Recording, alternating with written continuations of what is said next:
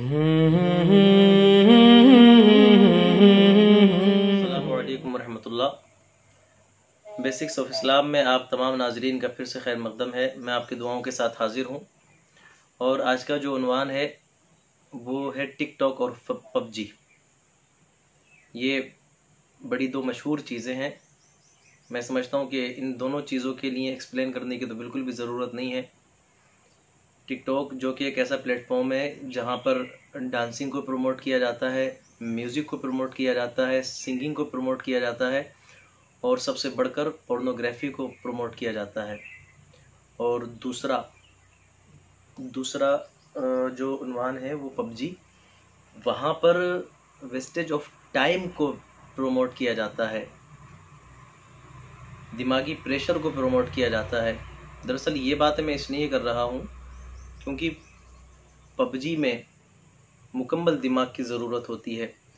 गुज़िश्ता अय्याम में या गुज़िश्ता महीनों में, सालों में उससे रिलेटेड जो केस गुज़रे वो किसी की नज़रों से छुपे हुए नहीं हैं। लेकिन आज जो मैंने ये उन्वान बनाया है, जो मौज़ूए सुख़न इसको बनाया है, उसकी वजह ये है कि ये जो कौम है, जो कौम मुस्लिम है, इस कौम मुस्लिम की नौजवान बच्चे, नौजवान बच्चियाँ, उन लोगों की ज़िंदगी, उन लोगों के किरदार इसलिए नहीं थे कि वो अपने किरदारों में टिकटॉक जैसी एक वाहियात चीज़ को डाल दें या अपने किरदार के अंदर पबजी जैसे गेम को शामिल कर लें कि जिसने पबजी के इंटरनली, एक्सटर्नली और टिकटॉक के जो नुकसानात हैं वो मैं आपके सामने बयान करने की कोशिश करूँगा। सबसे पहला तो ये कि ये एक ऐसी एप्लीकेशंस हैं, ये या इन जैसी जो भी एप्लीकेशंस हैं वो ऐसी एप्लीकेशंस हैं कि जिनसे ना दीन का फ़ायदा है ना दुनिया का फ़ायदा है। अब एक एक करके बात करें तो मैंने अभी बताया कि जो टिकटॉक है ये डांसिंग को प्रमोट करता है, ये पोर्नोग्राफी को प्रमोट करता है, ये म्यूज़िक को, सिंगिंग को प्रमोट करता है। म्यूज़िक जो कि कम्प्लीटली हराम है इस्लाम के अंदर, डांसिंग जो कि कम्प्लीटली हराम है इस्लाम के अंदर, सिंगिंग जो कि कम्प्लीटली हराम है इस्लाम के अंदर, पोर्नोग्राफी जो कि इस्लामिक नज़रिए से भी अगर देखें और सोसाइटी के नज़रिए से भी देखें तो अच्छी सोसाइटी का रवैया और अच्छी सोसाइटी का नज़रिया इसके बिल्कुल ख़िलाफ़ होता है।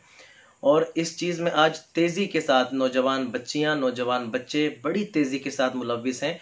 और सबसे बड़ी तकलीफ़ वाली, सबसे बड़ी अफसोस वाली बात यह है कि इसको अच्छा समझकर किया जा रहा है। और अगर कोई ऐसा करे तो माशरे में उसकी बड़ी तारीफ़ होने लगती है कि वो तो भाई बड़े आगे निकल चुका है, बहुत तरक्की उसने कर ली है और आगे तरक्कियों के रास्ते उसके लिए हमवार हो रहे हैं। क्या हम कभी ये नहीं सोचते कि जिस म्यूज़िक को 1450 साल पहले नबी करीम सल्लल्लाहु ताला अलैहि वसल्लम ने हराम फरमाया, आज उसको प्रमोट करने के लिए हम ज़रिया बने टिकटॉक के अंदर जाकर, टिकटॉक पर वीडियोस बनाकर म्यूज़िक को अपने अपने किरदार में शामिल कर सिंगिंग को अपने किरदार में शामिल करके क्या सरकार सल्लल्लाहु अलैहि वसल्लम को तकलीफ़ नहीं होती होगी? क्या प्यारे आका सल्लल्लाहु अलैहि वसल्लम का दिल नहीं दुखता होगा? इसके जो एक्सटर्नली जो नुकसानात हैं वो नुकसानात तो हैं ही हैं, लेकिन अंदर से हमारा दिल इसकी तरफ ज़बरदस्त तरीके से मुतवज्जे होता जा रहा है।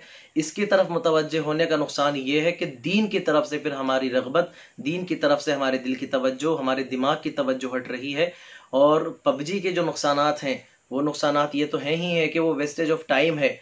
क्योंकि ज़ाहिर है जब बंदा पबजी के अंदर लगता है तो उसके बाद उसको दुनिया का ख्याल नहीं रहता, उसको पता नहीं रहता मैं कहाँ हूँ, मैं किस जगह बैठकर ये गेम खेल रहा हूँ। वो अपने आप को एक बड़ा गेमर महसूस कर रहा होता है। और इसमें फिर नुकसान सिर्फ दीन का नहीं है, उसके अपने घर वालों की तरफ से भी उसको जो नुकसान है, या घर वालों की तरफ से जो उसकी बदनज़मी है या रवैये में जो एक गलत चीज़ दाखिल हो चुकी है कि घर वाले, बाप आवाज़ दे तो बेटे को कोई फिक्र नहीं, माँ आवाज़ दे बेटे को कोई फिक्र नहीं, कोई दूसरा कोई बात करना चाहता है तो जाहिर सी बात है पबजी को इतनी ज़्यादा अटेंशन चाहिए होती है कि वो किसी और की तरफ तवज्जो नहीं कर सकता। अब ये जो टिकटॉक वाला है इसको जाहिर सी बात है कुरान की आयतें तो इस पर प्रमोट नहीं की जा रही, हदीस पाक तो नहीं हो रही, बल्कि होता क्या है, होता ये है कि इन दोनों में मुलव्विस होने के बाद ना तो हमें दीन का ख्याल रहता है, ना दुनिया में जो हमारे अईज़ व अक़रबा हैं, माँ का रिश्ता है, बाप का रिश्ता है, बहनों का रिश्ता है, भाइयों का रिश्ता है, ज़िंदगी फिर इसी के नाम होकर रह जाती है। तो फिर दीन के लिए तो वक्त ही नहीं मिला। आप बताएं, अल्लाह ने फरमाया वमा खलक़तुल जिन्ना वल इंसा इल्ला लियअबुदून, हमने जिन्नो इंसान को इबादत के लिए पैदा किया। लेकिन टिकटॉकर और पबजी गेमर्स का जो एक रवैया है वो ये है कि खाना पीना और अपने ज़िंदगी के ज़रूरी काम करने के बाद उनको इस चीज़ के अंदर शामिल हो जाना है। उनको दीन से लेना देना नहीं, नमाज़ों से लेना देना नहीं। हम नमाज को लेकर सीरियस नहीं, टिकटॉक पबजी को लेकर सीरियस हैं।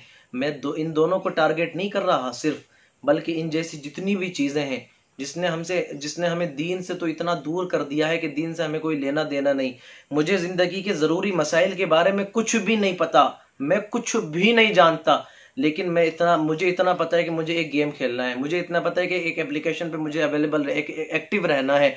मुझे कोई मतलब नहीं, अगर मुझे ज़िंदगी का कोई ज़रूरी मसला नहीं याद, मुझे कोई मतलब नहीं कि इमाम साहब से जाकर पूछ लूँ, किसी आलिम साहब से पूछ लूँ, अल्लाह के रसूल के दीन की तालीम हासिल करने की कोशिश करूँ, अल्लाह को राज़ी करने की कोशिश करूं।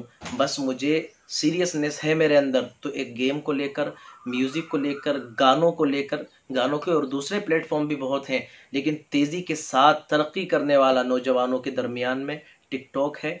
गेम्स और भी बहुत हैं, लेकिन तेज़ी के साथ बढ़ने वाला पबजी है, जिसके ताल्लुक से अब मतलब अशार शेर व शायरियाँ चलने लगी हैं। उसके ताल्लुक से लाइन्स लिखने लग गए हैं लोग कि ये पबजी वालों की ये अहमियत है, टिकटॉक वालों की वो अहमियत है। हमें इन सारी चीज़ों को समझना चाहिए। ये हमारे लिए नहीं है। हमारा किरदार तो इससे हटकर है। हमारा किरदार तो वो है कि जो अल्लाह तबारक व तआला को राज़ी करने के लिए हमें जागरूक करे, हमें हमारे अंदर अवेयरनेस पैदा करे। हमारा किरदार तो वो है कि जो कुरान की तिलावत की तरफ हमें लेकर जाए, हदीसों के अमल की तरफ हमें लेकर जाए। लेकिन हम दूसरे प्लेटफॉर्म पर आ गए हैं, हम दूसरे ट्रैक्स पर आ गए हैं। हमें कोई मतलब नहीं है दीन से, हमें कोई मतलब नहीं है इस्लाम से। रूडनेस, और इसका जो मैं एक नुकसान बताऊं, ये आखिरी बात करूं मैं, रूडनेस इतनी ज़्यादा आ गई है।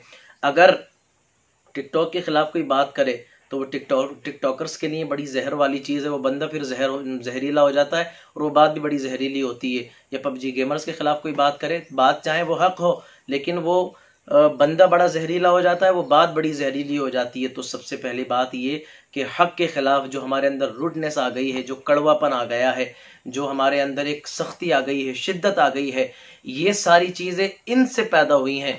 तो हम इन सारी चीज़ों को ख़त्म करें ताकि नरमी बरकरार रहे। मोमिन की पहचान है नरमी, और हम अल्लाह और रसूल की तरफ मुतवज्जे हों।